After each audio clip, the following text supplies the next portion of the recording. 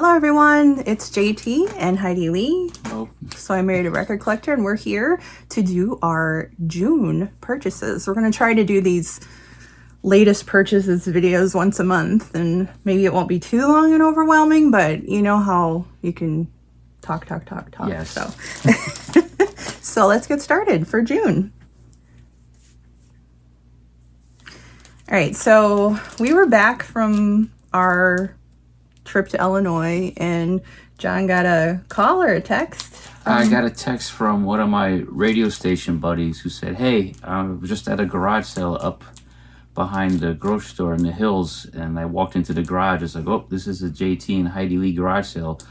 A lot of records, a lot of stuff you guys like. So you better get over here and check it out. And it was. And we went, and there was a lot of titles that, yeah, that's ours. But I already had a lot of it. I felt a rattle of rescue syndrome, and I felt like buying everything. But the guy had somewhere between garage sale prices and record store prices. So if everything was like a dollar, we would have came home with extra copies of Preservation Act 2 and a hell of a lot more Kinks records and Who records. But we only grabbed 2 items, so I thank Ted for tipping us to that garage sale. Yeah. So I ended up taking this home. We don't need it, but No. it was a nice copy of Love's False Start album. I've never seen an original in the wild. I didn't even have one at our store. Just a lovely gatefold with, is that Arthur? Yeah, is that Arthur on guitar? Because I know Johnny plays, but I thought, oh, who is that? It's Arthur. Yeah, it's from 1970? Yes. Yeah. And you know who the guest star is on one track? I forget. Jimi Hendrix? Yes. Yeah. He's on the Everlasting First. Him and Arthur crossed paths in the early 60s, pre-Love. And they worked on a rare single by Rosalie Brooks called My Diary together. What'd you find? You remember when coming back from our trip from Illinois, I had found some albums by the Whackers. At this garage sale, I found, I believe this is your debut album, The Whackers, Wackering Heights on Elektra from 71 with Bob Segrini. It's funny that I still got to play the other Whackers records. Yeah, my to-listen pile is months behind. behind. Mine too. So yeah, I was kind of surprised to see this here. I was like, cool. I finished my Whackers collection, so I got that. All right. And then you want to go first? Because I think I have different stores. Yeah. Well, this I ordered online because I usually buy my surf music from this label and another label. These guys are from Quebec. These are the Babaloonies, Going For It, on High Tide Recordings. They're out of Quebec, and they have the 60s surf sound down pat. The great spring reverb, a great drum sound. I'll have to show you the vinyl because you guys It's like more the special CDs. than the It's black on vinyl. It's on blue vinyl. Ooh, that's one of my favorite colors. Blue vinyl because Electric it's blue. surf in the ocean. High Tide Recordings and Double Crown. High Tide have their own artists, whereas Double Crown, they have their label, but they also distribute other stuff. But High Tide is out of my home state of New Jersey, and they're connected to the Surfragettes. Somehow, I want to say one of the girls helps run the label. They actually have a storefront in Freehold, New Jersey. But these guys, I bought some of their singles and their previous albums, so of course I pre-ordered this as soon as it was available. Just a great modern surf with like I said, they got the 60s surf sound down pat. So if you dig surf music like that old goat, check this out. It's on High Tide Recordings. The Babaloonies, Going For It. Right. Then we went. Here comes Oliver. Yep. Hi, baby. Don't hit the table. Yeah, he probably will. He likes to come around and bump whatever table we have our camera on. So if anything shakes, it's not an earthquake or anything. It's just our buddy. We went to a record store in Petoskey that we know. They moved to a new location.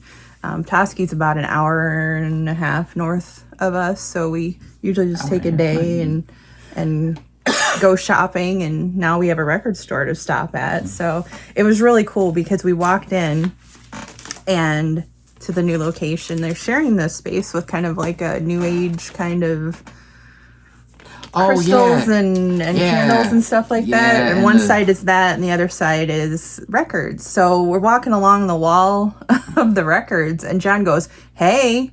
And I'm like, what? And there was this, an original Sparks, a Wolfer and Tweeters clothing. Does have a little bit of ring wear and all that, but I've never seen an original in the wild. And it even has the insert. It's a little water damaged. I hope it's water, but with the lyrics and everything. And I mean, super reasonable price, $25 for an original, and the record itself is in great shape. So I have the Record Store Day re-release of this that came out a few years ago, but yeah, I was really psyched to see this and I couldn't pass it up. They also had another copy of Womp That Sucker, but I already have two. So, well, one's sealed and one is I have a playable copy. Cool and So, Peace albums. really excited to add that to my Sparks collection. I when I was up there, I had seen a copy of this at Culture Shock in Rockford, Illinois, but the condition and the price didn't really match up for me. I think we were about to leave, and I happened to look in his blues section. I don't file this artist in blues; he's rock and roll.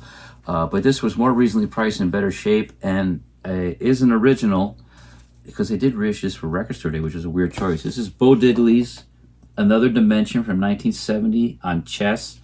Bo, he wasn't having a big revival like Chuck in the early 70s. I don't know why. He wasn't like an old man, but he progressed musically pretty well. Some of his stuff is soulful. He did some blues, but this one has support from Al Cooper on this record, and he does originals.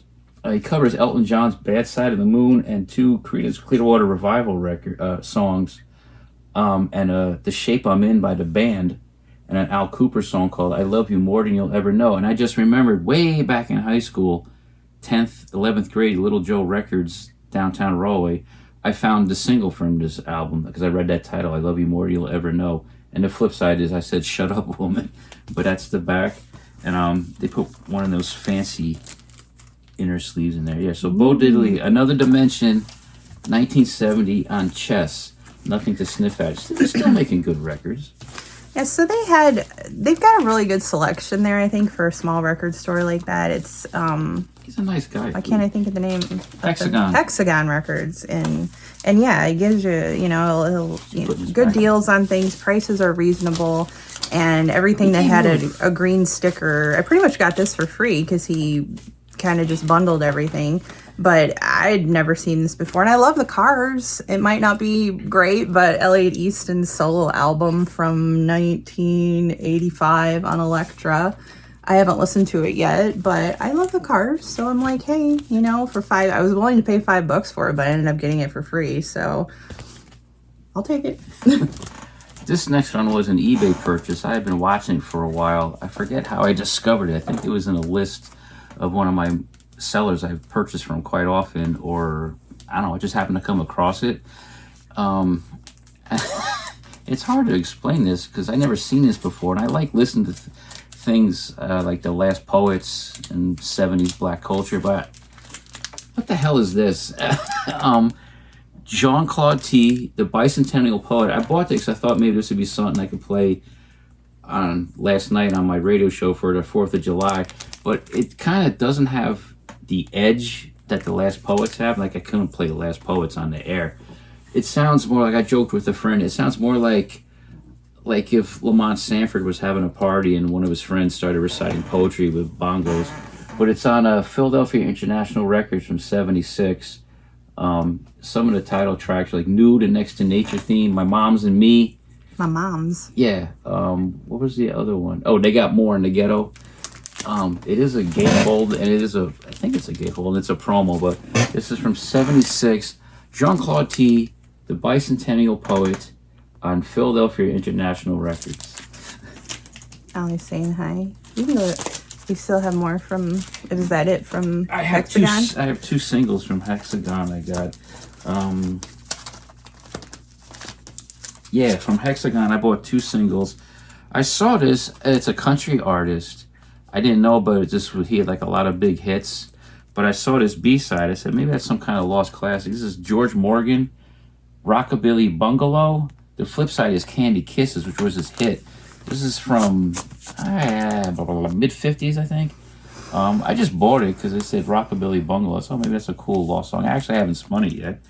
And then I found this, which is from '81 in the UK, unreleased Mark Bolan thing. You Scare Me to Death.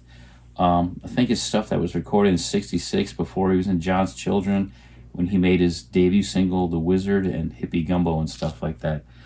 He had a nice selection of singles. There was a Buzzcocks original UK single of Everybody's Happy Nowadays, which I don't need, but I felt that, again, that tinge Maybe of next Rescue time Syndrome. if it's still there. Don't need it. Yeah. Well, and then Super Common, everybody's seen this 100 times. I did pick up Split Ends, True Colors. I'm starting to get into Split Ends, which you'll probably notice next month's haul.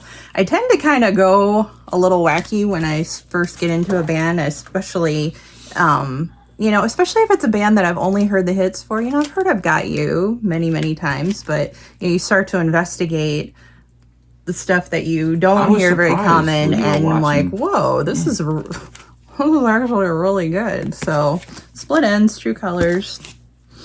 Okay, What's next? are you done with Hexagon? Yeah. Yep. Okay, we went to GT Vinyl down in Cadillac, Michigan. We haven't been there in a long time. Which is about an hour south. A small store, hell of a nice guy, lovely dog that wanders the store. A bit unorganized, but I wanted to stay away from being critical on these videos. But found a few things cheap. First thing I found, I'm a big Ventures fan, and when I was buying up my Ventures records from the Princeton Record Exchange in early '90s, grabbing them all because they had them all. I don't know why I always skipped over this one. I guess because I think, it's like a fake live album. The Ventures on Stage on Dalton. Is that a re-release? No, this is an original from '65. So clean. Yeah, from tracks from Japan, from England, and from the United States. I haven't spun it yet. Some reviews say it's a mixture of actual live tracks and in studio with applause added. So and there is an official CD of the Ventures live in Japan, which is amazing.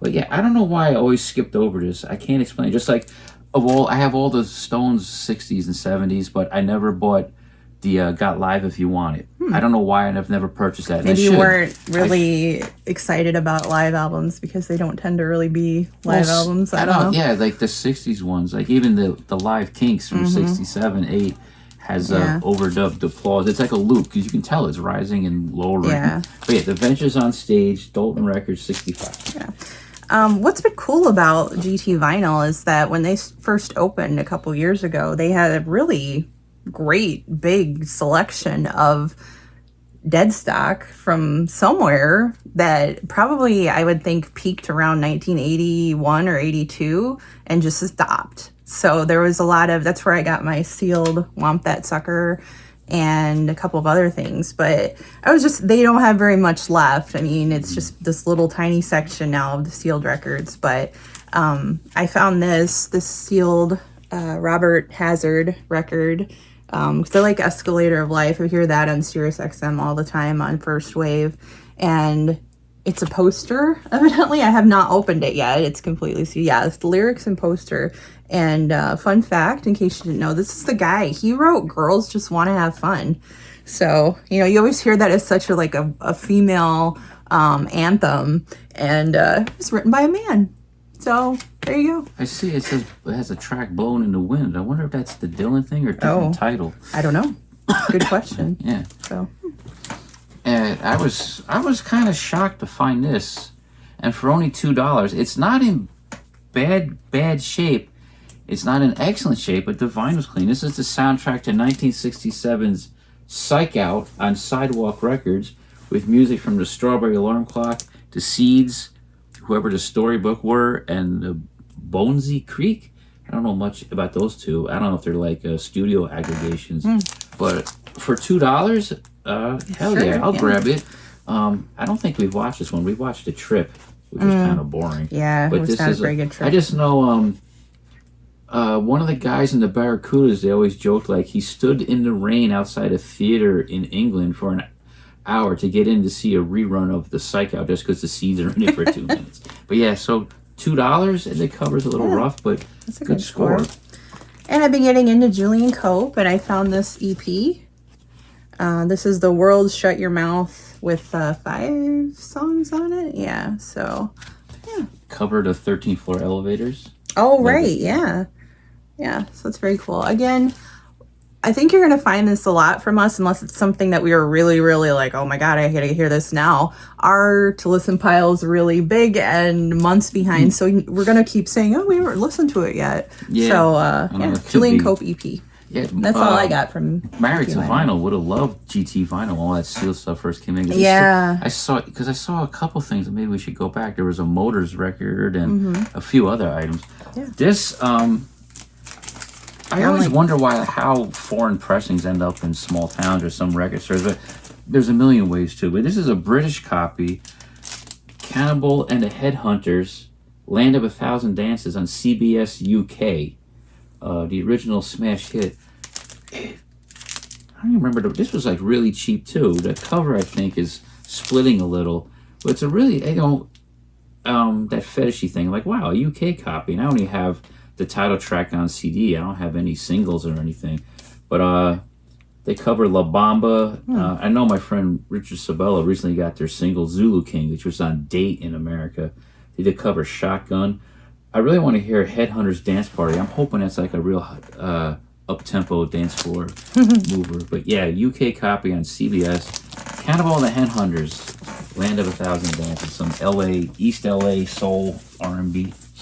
And yeah, we don't have a ton of record stores around, so I mean, sorry, my cat is like shedding all over me.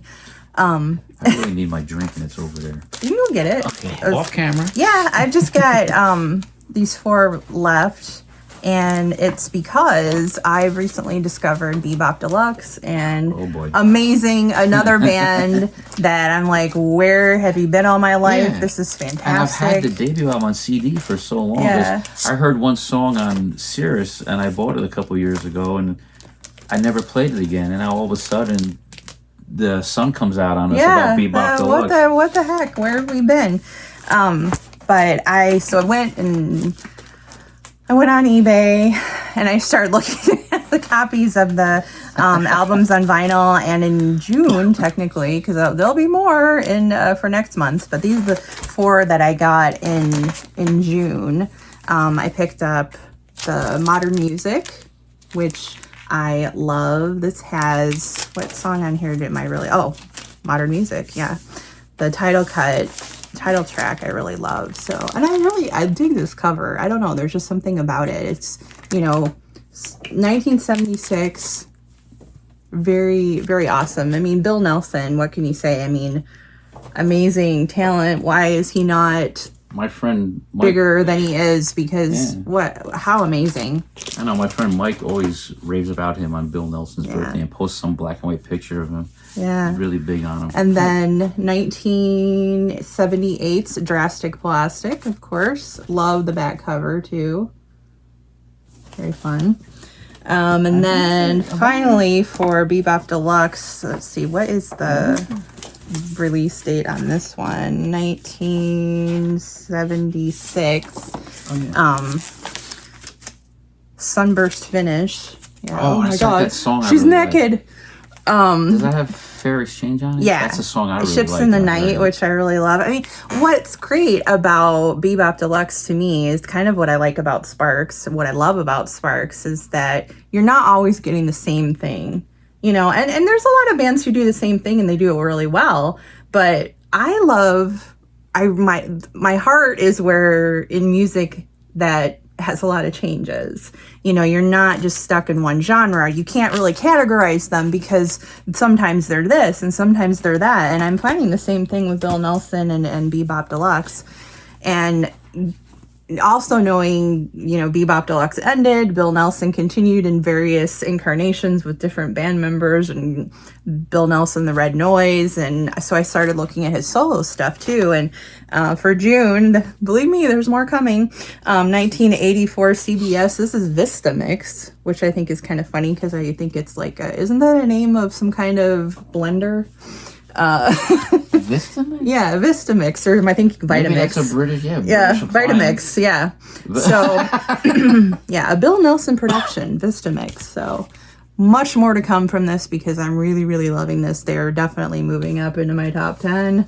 So, well, this just made me remember, this book here was one of my Bibles in high school. But I just thought, I was like, are they in there? Yeah, there's an entry for Oh, cool. Bebop Deluxe in here. Neat. And the US LPs did chart low. Really? Okay. Yeah, and they had some minor hit singles. Furniture Music was a hit. I And love Off Furniture Went Me Music. Off. If you haven't heard that yet, Yeah. that album's coming for the July things. But Yeah. yeah. Heady stuff, and not your typical Bay City Rollers fare. Yeah.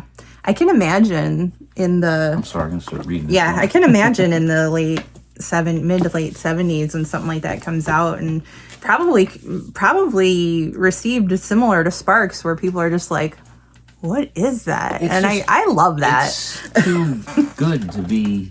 Popular. Yeah. Yeah, it is. It's kind of like finding Sparks, a like hidden Ramones. gem somewhere, Yeah. and that's exciting to me. It's like certain bands, like they don't sound like anything that came before, so it's just like a shock, and Yeah. people don't know how to. And then accept you it. find it again at this day and age and wonder, where has it been? Yeah. But it gives me hope, though, that there's still a lot of really cool gems to find out there. To me, Bebop So- Deluxe, like we had, something I was always filing at the store because the live album seemed to sell it. Yeah, there's a lot. And That's very common. To me, my tastes weren't as broad yet, and maybe a bit narrow-minded, and I just like, not art rock.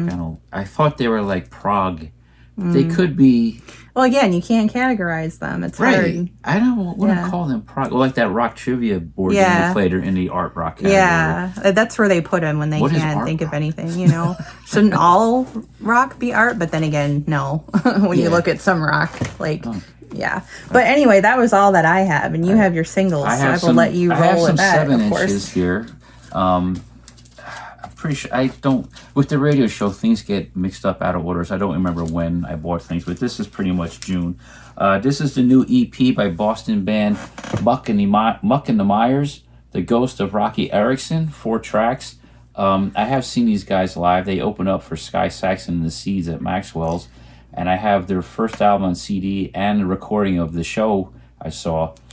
There's the You got to be backside. careful when you're wearing their T-shirt, though. Didn't some kids see that and be like, "What does your shirt say?" Yeah, I had a Muck and the The Myers M was shirt. covered. Yeah, I had a flannel over it. It's too small to wear now. I think I don't even have it anymore. But I was wearing the Muck and Myers shirt, and my flannel or jacket was covering the first column of letters. And this kid at Target was like, "Does your shirt say fucking the Fires?" Like, no, it's Muck and the Myers. But this is their new EP. Title track's really good. I played it on the show. They also covered Jerry and the Pacemakers is Gonna Be Alright. The other 2 songs are really good. Really, really cool, fun, modern garage band. This I got on eBay. I saw the 6-inch Pianist mention this. The top side was a hit in Chicago. The top side is I Got a Problem. This is Jesse Anderson on the Thomas label, which was a subsidiary of Buddha, and I think, produced by Curtis Mayfield, so he was behind this. But I bought it for the B-side. I heard 6-inch Pianist play. It's Mighty Mighty, an instrumental version of a Mayfield track with some good heavy drums. So it's cool, funky. It looks like the label's been scribbled on, but that's like an astronomy constellation or something. Oh. Yeah. This I got on eBay because I thought I'd buy these old PSA records for use on the radio show if they're unintentionally funny or silly. But this is a 7-inch EP for the National Retired Teachers Association with tracks from Eve Arden and Gail Gordon because of their association with the show and radio show Our Miss Brooks. There's different length of PSAs on here. They're not quite funny, but just a little curiosity. Now I use it as linking material on our radio show. I'm surprised Married to Vinyl, Mark and Leslie didn't see this sitting on the shelf in the background of our previous videos, but this is the new single from the Datora 4 with Don Mariani of the Stems on Rogue Records. Is it Rogue Records or Disc Rogues? We can't decide. Top side's a cover of Spencer Davis Group's I'm a Man, and on the flip side they do The Train Kept A-Rollin' in the style of the Yardbirds. Of course, the cool replica flip back sleeve that we're all geeking out over. And then that GT vinyl. Oh yeah. We found 2 singles. Actually, Heidi found this one first. And I know. I was like, "What is this? what is that? This is And different." sometimes if these are in really great shape and have the title strips or the jukebox, they can be big bucks. But this was only $2. This is a jukebox EP of the first Monkees album with 6 tracks, almost a whole record. If they left off, you couldn't fit a few. There it is on Cold Gems. This came out in March '67 after the full-length LP. And they were for, like I said, they were for jukeboxes or jukebox EPs. There's only one other of the second album because the format was dying out by '67. They had some other ones there too. I think they had like Herb Alpert. And Yeah, and I saw a bunch at Hexagon too of stuff on Columbia like Johnny Cash and. I've never seen anything like that. We had some at our store, but they weren't quite jukebox EPs; they were regular EPs. But this is.